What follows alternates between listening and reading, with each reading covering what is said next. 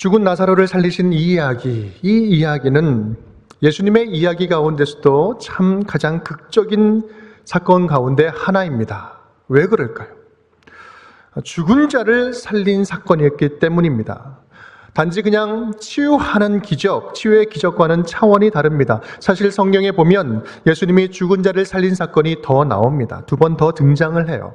누가복음 7장 말씀을 보면 나인성 과부의 아들을 살려주셨고요. 또 복음서의 말씀을 보면 회당장 야이로의 딸을 살려줍니다. 달리타쿰, 아이야 일어나라, 살려주시죠. 그리고 오늘 세 번째, 이 오늘 본문의 나사로 이야기가 또 세 번째입니다. 그런데요, 이 나사로의 이야기는 다른 두 이적의 이야기와 또 다른 그 이상의 의미가 있습니다. 먼저 요한복음 11장 전체에 걸쳐서 굉장히 길게 다루고 있고요. 또 요한복음 말씀을 쭉 읽다 보면 이 나사로 사건 이후로부터 본격적으로 유대인들이 예수님을 죽이려고 합니다. 이 사건 안에는 뭔가 강력한 메시지가 담겨 있었기 때문입니다. 그렇다면 이 나사로의 이야기를 통해서 주님께서 우리에게 강력하게 뭔가 알려주시고자 하는 그런 메시지는 무엇이었을까요? 오늘 이 말씀을 통해서 나사로를 살리신 예수님을 오늘 우리 모두가 다 함께 만날 수 있기를 주님의 이름으로 축원드립니다. 먼저 우리는요, 그 예수님이 나사로와 어떤 관계에 있었는지 우리가 잘 이해할 필요가 있습니다. 예수님에게 있어서 나사로는 어떤 사람이었을까요? 한마디로 말하면 예수님께서 특별하게 사랑하셨던 사람이었습니다. 우리 3절 말씀 우리 함께 읽겠습니다. 이에 그 너희들이 예수께 사람을 보내어 이르되 주여 보시옵소서, 사랑하시는 자가 병들었나이다 하니. 오늘 본문을 보면 누군가 예수님께 와서 이 나사렛의 소식을 전달하고 있는데 누가 병들었는지 이름을 따로 말하고 있지는 않고 당신께서 사랑하시는 자가 병들었나이다 라고 이야기를 하고 있습니다. 이렇게만 말해도 충분히 알 수 있는 사이였습니다. 예수님과 나사로는 자타가 공인한 친한 친구 사이였습니다. 여러분에게는 그런 친구가 있으십니까? 우리 셰익스피어는 이런 말을 했는데요. 일단 마음에 든 친구는 쇠사슬로 묶어서라도 절대 놓치지 말아라, 이런 이야기를 했어요. 쇠사슬로 묶어서라도 함께 있고 싶은 사람, 절대로 포기하고 싶지 않은 사람, 긴장하지 않고도 마음을 이렇게 터놓고 이야기할 수 있는 친구. 예수님에게는요, 나사로가 그랬습니다. 이렇게 나사로와 두 여동생 마르다와 마리아는 예수님과 아주 각별한 사이였어요. 그런데 그 나사로가 심각한 병에 걸렸습니다. 주변에 있는 사람들도 이 지금 나사로가 병들었는데 이 병이 심각한 병이라는 사실, 죽을 병이라는 사실을 직감했던 모양입니다. 마르다와 마리아는 예수님께 사람을 보내서 도움을 요청합니다.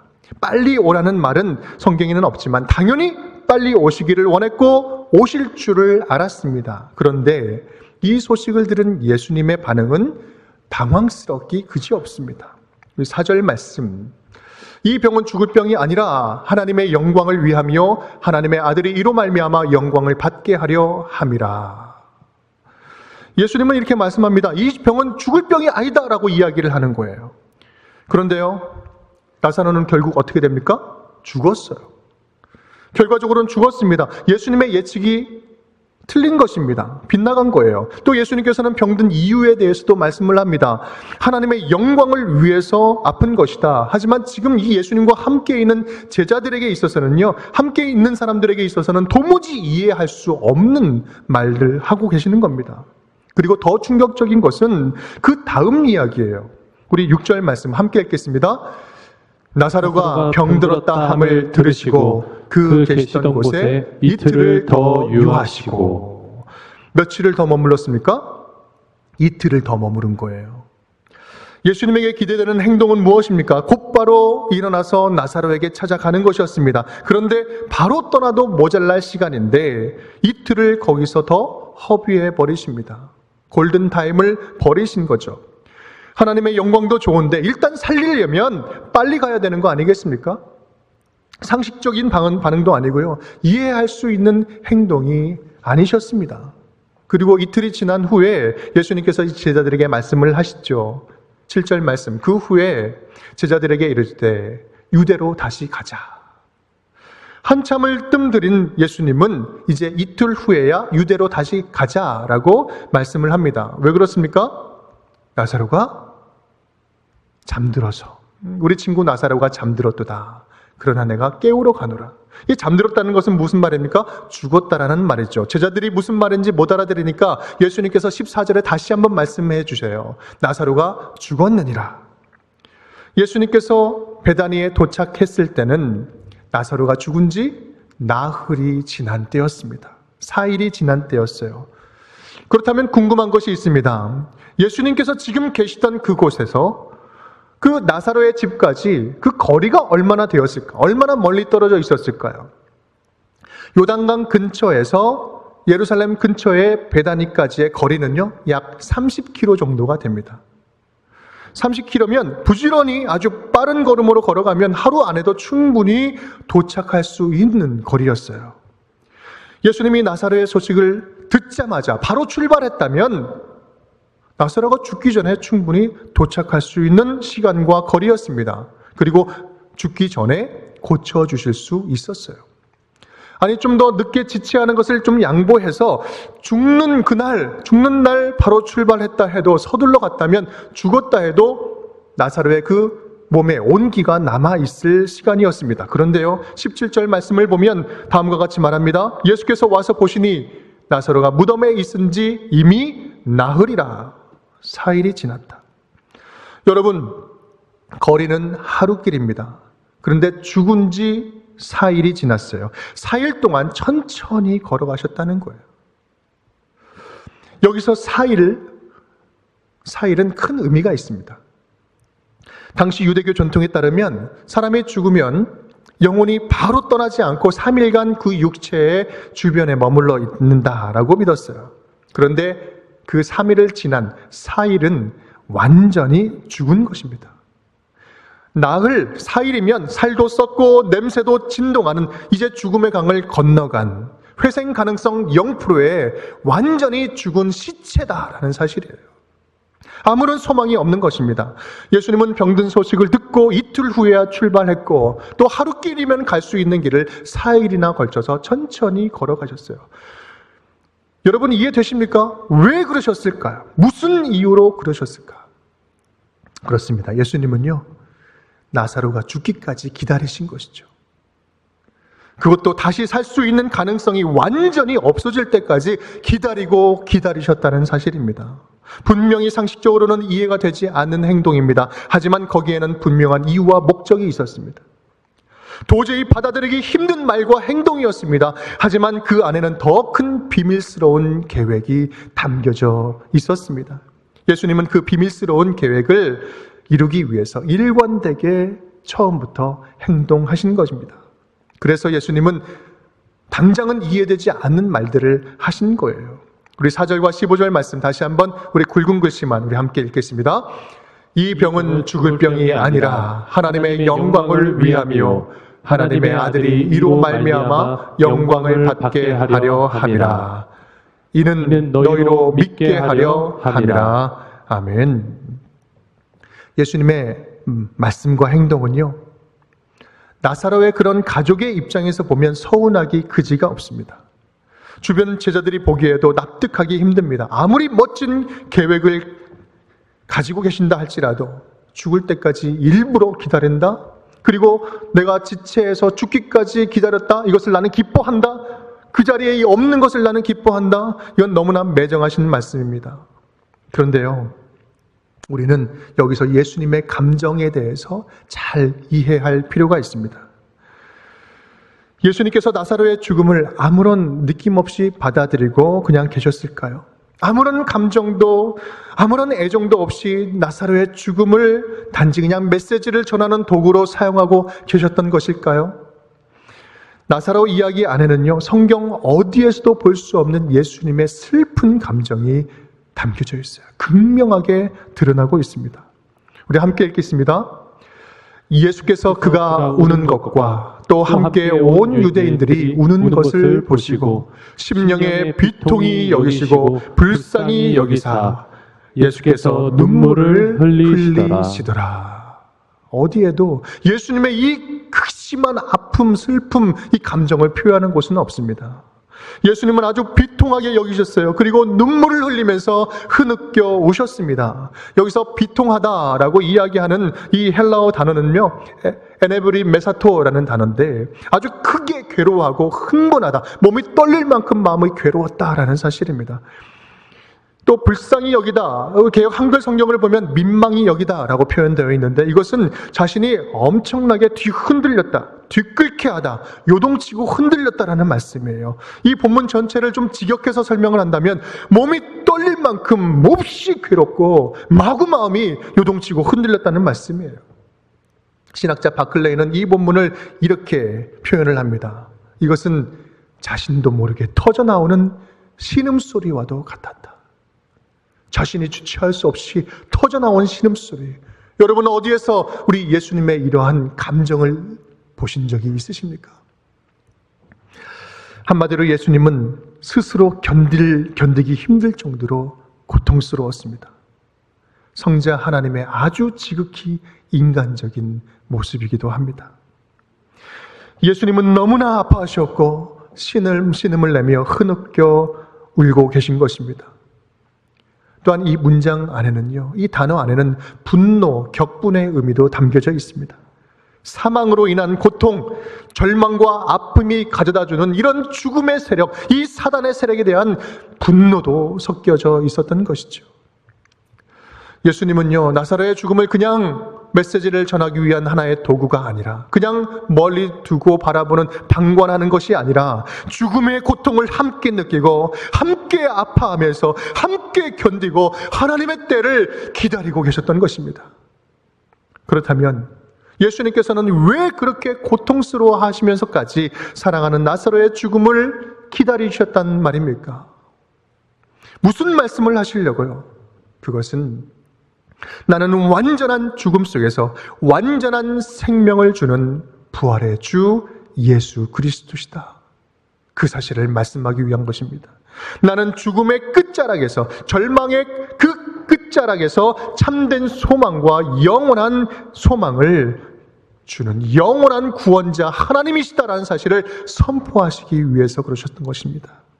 사실 성경의 모든 인물들은요, 이러한 절망의 끝을 경험한 사람들이었어요. 그 절망의 끝자락에서 오직 하나님의 은혜로 다시 살아난 자들이었습니다. 아브라함은 어떻습니까? 자신이 없었던, 그 자식이 없었던 아브라함은 86세에 아들의 약속을 받습니다. 하지만 13년 동안 하나님의 침묵을 경험합니다. 결국 모든 소망과 가능성이 다 끊어진 99세가 되었을 때 하나님께서는요, 비로소 약속의 아들 이삭을 주십니다. 모세는 어땠습니까? 40년을 이집트의 왕자로 살다가 도망쳐서 40년을 광야에서 썩었습니다. 완전한 밑바닥 인생이 되었어요. 모든 능력이 사라진 그때 하나님께서는 출애굽의 위대한 지도자 80세에 모세를 들어서 사용하시기 시작하십니다. 욥은 어떻습니까? 하루아침에 모든 소유를 잃어버리고 자식도 다 잃어버리고 자신의 몸도 숨만 쉬고 있는 산송장처럼 변했습니다. 그 고통과 절망의 끝자락에서 정금처럼 나를 빼내오시는, 정금처럼 나오게 하시는 하나님을 만나지 않았습니까? 사울의 어머니 한나는 어떻습니까? 아이를 낳지 못해서 받았던 그 한나의 수치, 괴로움, 멸시, 이 괴로운 심령의 끝자락에서 주님께서는 막혔던 태를 열어주심으로 하나님의 일을 새롭게 시작하셨습니다. 다윗의 비참했던 그런 광야 시절을 아십니까? 사울에게 쫓기고 쫓기다가 결국 갈 곳이 없어 적군 아기스 왕에게 찾아가서 목숨을 구걸합니다. 또 죽게 생기니까 침을 질질 흘리면서 미친 채 하다가 간신히 도망을 합니다. 치욕스러운 밑바닥 인생을 살게 됩니다. 그러한 연단의 삶의 끝자락에서, 그 끝에서 주님께서는 다시 회복시켜서 유대의 왕으로, 이스라엘의 왕으로 삼아주십니다. 여러분, 예레미야의 눈물을 아십니까? 처참했던 이스라엘 역사의 끝자락에서 70년 후에 이스라엘이 회복되리라 하나님의 말씀을 선포했던 것이 예레미야의 말씀 아니었습니까? 여러분이 엘리야는 어떻습니까? 바알과 아세라 선지자 850대 1로 싸워서 이기고도 로뎀나무 아래서 죽기를 구하는 그런 영적인 심각한 침체, 이 영적인 심각한 침체의 끝자락에서 도무지 소망이 없을 것 같은 그 끝자락에서 예수님께서 까마귀를 보내 다시 회생시키십니다. 성경의 모든 인물들은요, 사망의 음침한 골짜기를 지나간 사람들이었습니다. 그들은 모두가 죽음의 권세와 절망적인 인생에 낭떠러지 그 끝자락, 그 앞에 서 있던 자들이었던 것입니다. 완전한 밑바닥을 경험했고요, 완전한 불가능을 경험했고요, 완전한 단절을 경험했고, 하나님의 완전한 침묵을 경험했던 자들이었습니다. 그런데 여러분, 그들의 절망이 절망으로 끝났습니까? 하나님의 나라의 역사, 하나님의 사람들의 역사, 단 한 번도요, 절망으로 끝난 적이 없습니다. 예레미야 29장 11절 말씀 우리 함께 읽겠습니다. 여호와의 말씀이니라, 너희를 향한 나의 생각을 내가 아나니 평안이요 재앙이 아니라 너희에게 미래와 희망을 주는 것이니라. 아멘. 사도행전에서 스데반이 돌 맞아 죽었다고 해서 그 인생이 절망으로 끝나버린 인생입니까? 그는 죽는 순간, 그 순간 그와 함께하는 천군 천사를 보았고요, 예수님처럼 이 땅에 위대한 용서를 남기고 그 누구도 빼앗을 수 없는 영원한 생명을 누리는 자가 되었습니다. 이 땅의 끝이 아닌 것입니다. 오늘 나사렛의 죽음도 마찬가지입니다. 마르다와 마리아는 왕망 섞인 질문을 합니다. 예수님, 이해가 되지 않습니다. 왜 이렇게 늦게 오셨어요? 예수님께서 계셨으면 우리 오라버니가 죽지 않았을 것입니다. 우리 오라버니는 죽은 지 4일이나 지났어요. 이젠 너무 늦었어요. 냄새났고 이제 그 몸도 썩고 있잖아요. 나사로가 죽어서 4일이 지난 것은요, 사랑하는 가족, 이 마리아에게 있어서는 다 끝난 일이었습니다. 다 끝난 일이었어요. 이제는 더 이상 소망이 없는 일이었습니다. 하지만 예수님의 생각은 달랐습니다. 너희가 끝났다고 절망하는 그 무덤의 현장에서 내가 다시 살려내겠다. 너희가 다 끝났다고 절망하고 있는 그 무덤에서 내가 새 일을 시작하겠다. 23절 말씀 우리 함께 읽겠습니다. 예수께서 이르시되 내 오라비가 다시 살아나리라. 다시 살아나리라. 예수님께서는요, 이 말씀을 하시려고 여기까지 견디고 참고 오셨다는 거예요. 네 오라비 나사로가 다시 살아나리라. 완전히 끊어졌던 생명이 새 생명을 얻으리라. 완전히 죽은 나사로를 나는 완전하게 다시 살려내겠다. 이 완전한 죽음에서 다시 완전하게 살리는 능력은 오직 나에게만 있다. 예수님은 이 말씀은요, 이 세상에서 완전하게 패배하고 완전하게 절망하고 완전하게 쓰러져 넘어져서 정신 못 차리고 있는 우리들에게 부활의 소망을 선포하기 위해서 주시는 말씀인 것입니다. 지금이 끝이 아니다. 이것이 끝난 게 아니다라는 거예요. 사랑하는 성도 여러분, 혹시 여러분 중에 두려움과 싸우고 계신 분들 계십니까? 죽음의 공포로 마음이 마구 흔들리고 계신 분 계십니까? 그 염려 때문에 아무것도 하지 못할 정도로 일에 손이 안 잡히십니까? 완전한 패배와 절망 속에서 다 끝났다고 생각하시는 분들 계십니까? 예수님께 아무리 도와달라고 부르짖고 부르짖어도 아무런 응답이 없고 하나님의 침묵 가운데 고통스럽게 지내고 계시지는 않습니까? 여러분, 낙심하지 마십시오. 좌절하지 마십시오. 절대 포기하지 마십시오. 왜냐하면 죽은 지 나흘이 지나서 몸도 썩고 냄새나는 나사로를 살리신 예수 그리스도께서 바로 우리의 주님이시기 때문입니다. 우리의 소망이 끊어져 버린 그 무덤 같은 현장이 예수님의 부활의 외침이 있는 현장이기 때문입니다. 예수님은 자신의 정체를요, 당당하고 아주 환하고 밝게 말씀하십니다. 26절과 25절, 26절 말씀 다 함께. 예수께서 이르시되 나는 부활이요 생명이니 나를 믿는 자는 죽어도 살겠고 무릇 살아서 나를 믿는 자는 영원히 죽지 아니하리니 이것을 내가 믿느냐. 예수님의 에고 에임이 그 5번째 말씀, 이곳에서 등장을 합니다. 나는 부활이요 생명이다. 나에게는 어떤 죽음의 세력도 방해할 수 없는 참 생명이 내 안에 있다. 이것을 내가 믿느냐? 이것을 내가 믿느냐? 이것을 내가 믿느냐? 이것을 너는 믿으라. 사실 나사로의 이 부활은요, 예수님의 부활 사건의 리허설과 같은 사건이었습니다. 예행연습과 같은 십자가의 그림자 사건이었어요. 이제 장차 예수님도 곧 있으면 그 죽음의 끝자락에 서실 것입니다. 몸은 갈기갈기 찢어지고 살점이 뜯어지고 피투성이가 될 거예요. 아무런 죄가 없음에도 불구하고 십자가에 달려서 수치스럽게 돌아가실 것입니다. 왜 그렇습니까?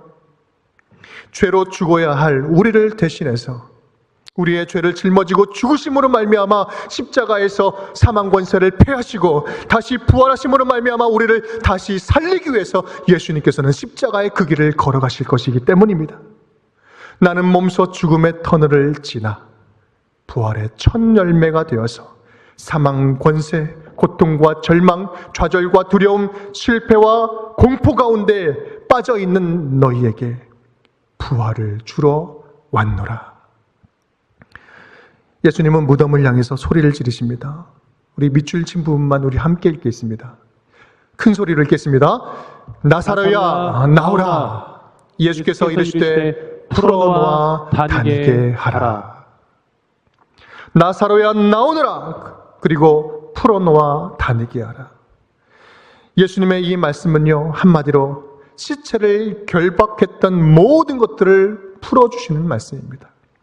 풀려난다는 것은 무덤 안에 묶여 있었던 모든 것들로부터 해방되는 것입니다. 우리를 돌돌 말고 싸고 있었던 죽음의 공포에서 벗어나는 것을 이야기합니다. 우리를 움직이게 못하게 하고 있는 그 죄와 두려움이라는 속박으로부터 벗어버리게 하는 것입니다.